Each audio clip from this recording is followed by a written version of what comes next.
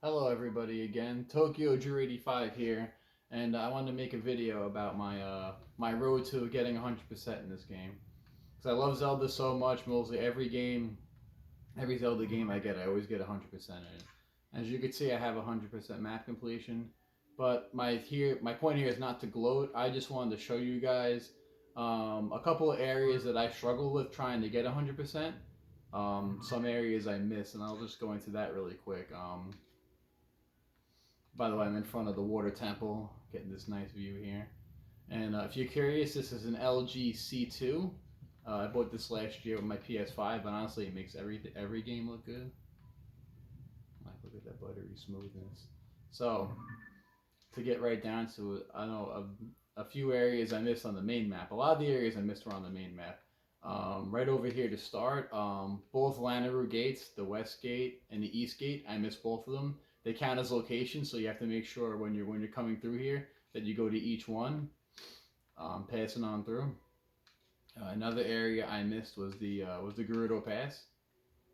Sorry, not the Gerudo Pass. I mean, yeah, the Gerudo Canyon Pass. Um, in doing that, as I realized I didn't do all the side missions first, I just went right into map completion. So what I will tell you to do first is do all the side missions. So I feel like the side missions will take in some of the nooks and crannies, independently of even going after all the Korok seeds, which I did just to show you quick. So we got Hetsu's gift right there, which is great. Also got the maxed out battery. That is the Gliok glider there. Um, all's well, and I got that as well with the getting into all the light routes as well. Then I got one medal, the Molduga medal. It's easiest to get. There's 4 Moldugas in the game. You pretty much get a medal if you kill all the Hinoxes, all the Gleoks, so on and so forth. And then the Moldugas is the easy one to get. I don't know if I'll go back and do the others, but we'll see. So I pretty much got all the Korok seeds and 100% map completion. And did all the missions as well. The missions actually don't count towards your map completion, so if you're going for 100% map completions, you don't have to worry about doing all the missions. I recommend it because some of the missions take you into areas I missed. So, like I said, mentioning the two pass areas is something I missed, as well as certain specialty shops, like the Monster Shop over in Terrytown. Again, it's a side quest. It doesn't become available till you complete the side quest. So make sure you do show. Once you complete the side quest, the shop will become available and count towards your map completion. All the information I got was from the map on Zelda Dungeon. It was very helpful, but I feel like it could do better at explaining how it'll show the monster gallery on the map, but not be really clear on how it becomes a location. You have to do the side quest. Same thing here with this shop, like here, the town race. Again, you do another side quest, and once it's complete, you get this shop too as well. Also, visiting every cave. Well, the caves count as locations too. You got to make sure you jump into there too. Um, and also too, another specialty shop is down here.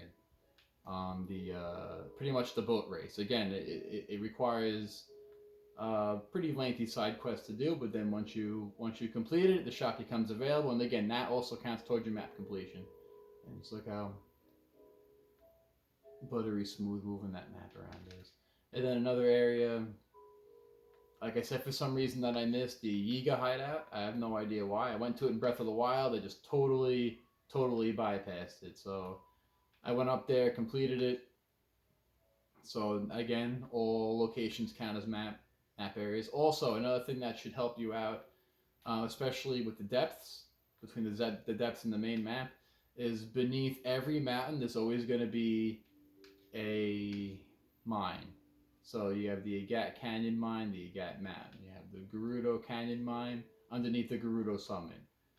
And also, same thing, also too with towns. Like if you go back to like for instance, Rito Village, right? Underneath Rito Village is going to be a mine also. So beneath all the towns and mountains is going to be a mine. Also, too, same thing right there. Corvash Canyon Mine, Corvash Mountain. So again, it's not something they mention or I've seen mentioned. So if no one mentioned it and this helps you, that's great because You know, I didn't realize this either. And also too, I just saw a video recently. Beneath every hot spring, there's also like a lava waterfall, which is cool too, because it makes sense why the hot spring is hot because it's underneath the water. That's a cool little detail right there. And then another thing is too, going back to the mountains, underneath each forest is going to be a grove. Like for instance, over here, if we go to the Great Plateau, the Forest of Spirits, but below it, the Grove of Spirits. Same thing here, the Grove of Time is below the Forest of Time. Beneath every forest is going to be a grove. And within these groves, there's always an item to get. So make sure, it's usually in a tree stump in every grove. Make sure you get one. One of them was the Wind Waker Shield. Another one was the Great Sea Boomerang. Just make sure if you're in one of these named areas that you get one of the main items there as well. Another area I missed, and it's kind of weird, was over here. So you see the Wellspring of Courage. There's a waterfall here. Behind the waterfall is this altar that just has, I believe it's just a Zonai charge, but again, it's behind the waterfall here, and you have to get to it. It's an altar. Again, very unique location, because none of the other springs have it, and obviously each bargainer statue also counts towards your percentage, so make sure you get to all of those as well. And obviously over here you have the Spirit Temple. Oh, speaking of the Spirit Temple, this is another thing that drove me nuts. In the back of the Spirit Temple is a smithing construct. And you may not realize it because when you go to the Spirit Temple, you fight the boss, you get the heart container, you leave. But when you go back past the back of the temple, there is another smithing construct that also counts towards your percentage. So again, all these little things add up. Like when I got to my last 0.20% was probably the hardest because I was really getting into those nooks and crannies of each area. So again, tough Canyon Mountain, tough mountain right there. Because I could tell you over here, these two forests, you know, these two groves again are right beneath the forest.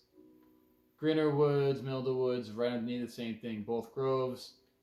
It's just something, like I said, I caught on to after going back and forth a million times between the Zelda dungeon map and this one, so they're just clicking back and forth because when you have to zoom in to get the exact locations, it gets very tedious and time consuming. The only exception to the woods thing is right over here. For some reason, these three woods right next to each other do not have corresponding groves in the depths. I have no idea why, but they're not there.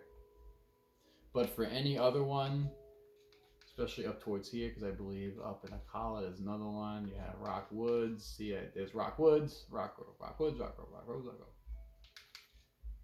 So again, if that's helpful, that's great. Because like I said, you know, it's something I just noticed after playing it for so many hours. Same thing here too as well. Papendo Grove, and right underneath it, oh, they're both groves, two groves. So again, I really hope that helps you guys because again, like I said, getting 100% is not easy. If we look at that's an understatement, look at 270 hours. And that's all the missions. That's 100% map completion. That's also getting, again, I got all the armor sets, all the pieces of armor. My favorite being the Twilight armor. And you also get an attack set bonus too. I do like that classic look of the Ocarina of Time too. For some reason, you don't get a set bonus with that. No idea why. I just like the deep green of the Twilight armor. And again, too, this is the Water Temple. One of my favorite locations here. It's also the first temple I did too. It's the first regional phenomena I did too as well. So yeah, so like I said, that's just one thing. Like I said, getting 100% in this game is not easy. You have resources, but I feel like they don't explain certain subtleties, like the groves as well as the specialty shops, as well as those little nooks and crannies, as well. So another thing is too, like the absolute last location I found, believe it or not, was over here, right underneath Tabantha Bridge. This shop right here, Ultra Ball, hole check-in. Didn't do it, but once I got that location, I was so happy because I was 100% done. And then one last thing I'll mention with the Korok seeds, obviously getting 1,000 Korok seeds is a big undertaking. There's certain ones in the sky where you have to, there's a platform, you stand on it, and then it trips a light, and the light, you have to follow the light down to the ground and catch it. And then if you miss it, you pretty much have to go back up and try again. These were really annoying and a pain in the ass, and I hated them. So what I wound up doing was, it's all so and anything they were by the mazes usually, and if you see them obviously on the edge of the map, it's because you have to kind of jump off the ledge. It's like a leap of faith, and you have to grab it quick. So what I did was, to help out with that, I just used a travel medallion, and I put it in the spot right there. So, because what happens is, if you fall and you miss, you have to go back up and do it over again. So, just land in a good spot here. So again, if you're going after these Koroks, which I feel are very, very annoying, because again, you have to leap off the side of something, drop the travel medallion in that spot, and then just instantly teleport back there, and it shouldn't be too much trouble. And yeah, like I said, I really just wanted to make this video to help you guys out, especially with some of you struggling with like the last like 0.10 or 0.20% like I did. And again, there are resources out there, but I feel like there's certain subtleties that I don't hammer down, like the specialty shops with the side missions, and all the forests having corresponding groves underneath them in the depths. Same thing with the mountains, you know, Awakening Mountain, Peak of Awakening. So again, I hope these tips really help you out, because they really did help me out too. And also, one other thing, really quick, I did miss a couple of Koroks, not as many as I thought I would. One I did miss, and it's tricky. So there's two here right on top of each other, because one's on the spire of the castle, and then one is right at the bell.